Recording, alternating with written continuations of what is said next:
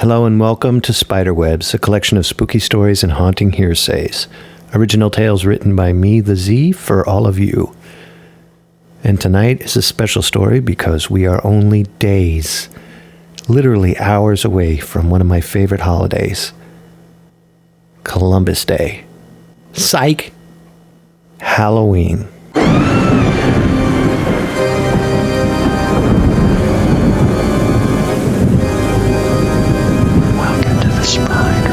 Welcome to the Spiderwebs podcast.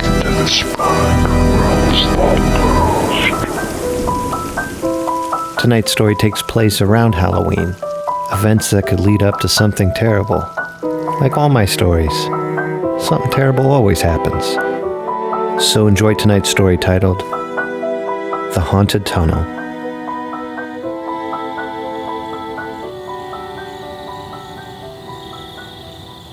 Every year I would put on a haunted house for Halloween in my front yard. I've done this for over 30 years now. This year I was so excited because I created a new feature for the little kitties to go through. I bought some PVC tubing, a black tarp, and a fog machine. I put the PVC tubing together and then I used rebar stick to hold it into the ground in two locations, forming a giant arch. I made about 10 7-foot-high arches this way. Then threw the tarp over the top, and then attached the tarp with wire to hold it in place. Voila, a nice, long, spooky tunnel. I ran some power out to the tunnel and hooked up some orange Christmas lights on the inside. Then I hooked up the fog machine. This gave the tunnel a nice, ominous orange glow on the inside. It was a perfect addition to the skeletons and pumpkins and coffins. This was going to be the best Halloween ever. Every year my friends would come over and help me out with the haunts. This Halloween I decided to take the haunted tunnel area to myself. I wanted to hide near the exit of the tunnel and jump out as the kids went by. I put on my favorite ghoul mask and wore some ripped clothes. I was set. I could see the first group of kids coming down my street. They were heading this way towards the house, so I yelled to everyone, "Places, people!" My buddy Tommy ran to the Frankenstein scene, and my buddy Joe grabbed his axe for the Friday the 13th scene. My buddy Mike jumped into a coffin for the Dracula scene. The children came up the walk and headed for the tunnel. I hit the fog machine button and waited. I loved this feeling every year. That middle of the evening fog-hazed pumpkin patch feeling. The feeling of being scared out of your wits. With the wall of feeling safe no matter what happened. I am in charge of providing suspense and anticipation all at the same time. And then I'm giving candy trophies for it. How awesome is that? After about 3 minutes, I noticed that no one was coming out of the other end of the tunnel. I looked over at my buddy Joe, and he just shrugged his shoulders. Tommy pointed over to the sidewalk to show that more kids were coming, so I sat back down in my chair and waited as they entered the tunnel.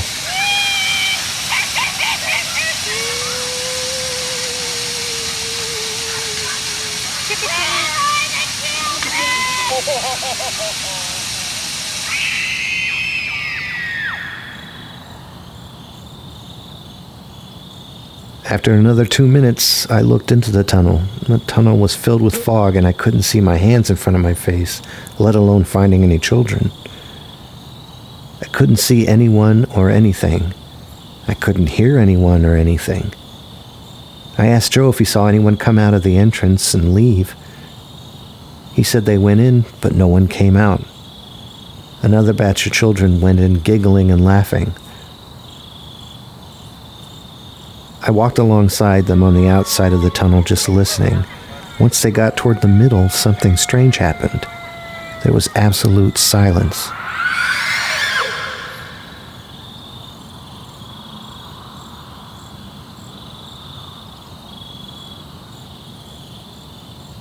Tommy and Mike came over to the tunnel and peered in.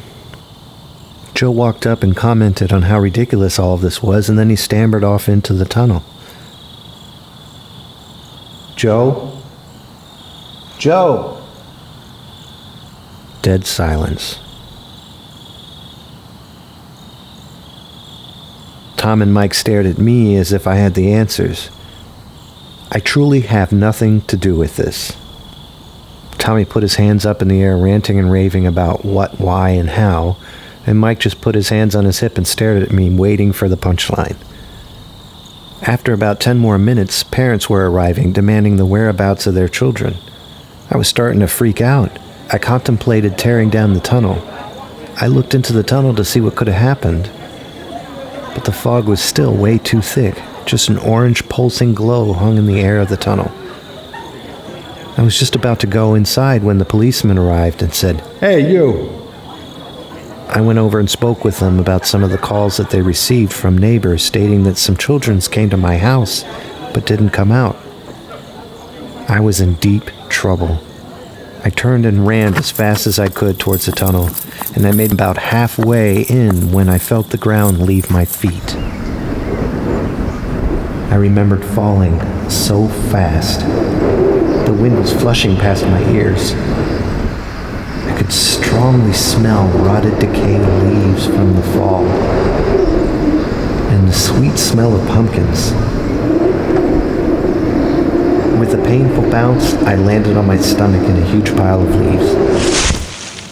Got the wind knocked out of me as I rolled back and forth, whimpering in pain in the pile of leaves. I sat up and realized that I was in my own leaf pile at the curb in front of my house.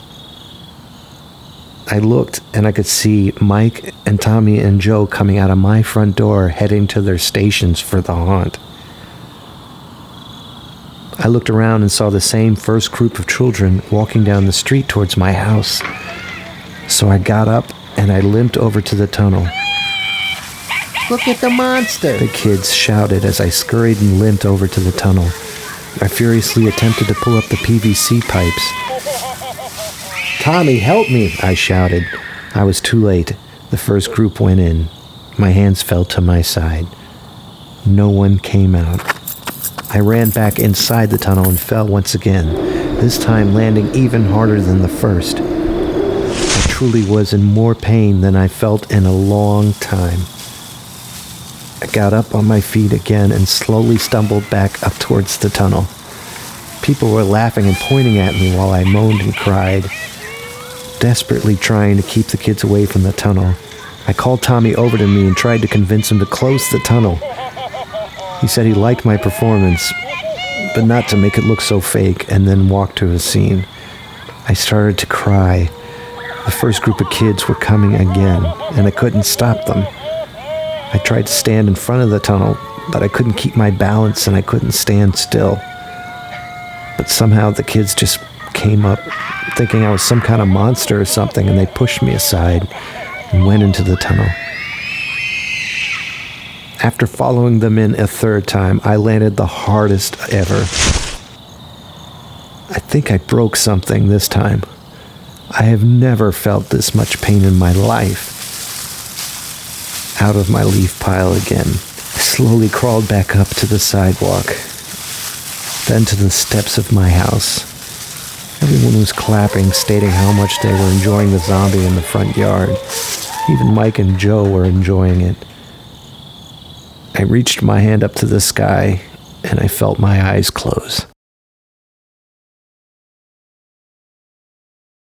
The next morning I awoke in the middle of the tunnel. No pain, not covered in leaves.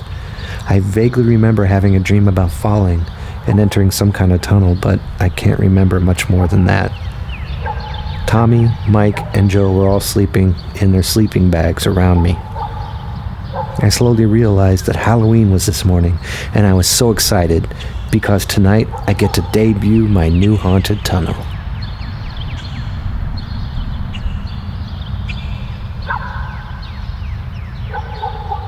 Well, I hope everyone enjoys their Halloween tricks and treats and what else you can get. Every single year I have a dream that I'm late for my haunted house, that I have kids coming up the walk and I haven't set up anything yet, or I'm halfway through building my haunted house and everybody's showing up and I'm late. I don't have makeup on, or I haven't gotten the candy out or anything like that.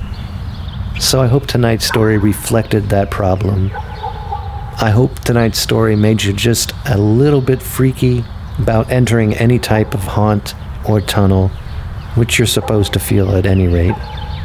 And if it didn't do any of that, I hope it made you just a little uncomfortable. So until next time, have a very happy Halloween. All of Zerbinator's music and podcasts are under the Creative Commons license, which allows retelling and rebroadcasting as long as the author is notified and credited. For more great escape pods, please visit www.zerbinator.wordpress.com.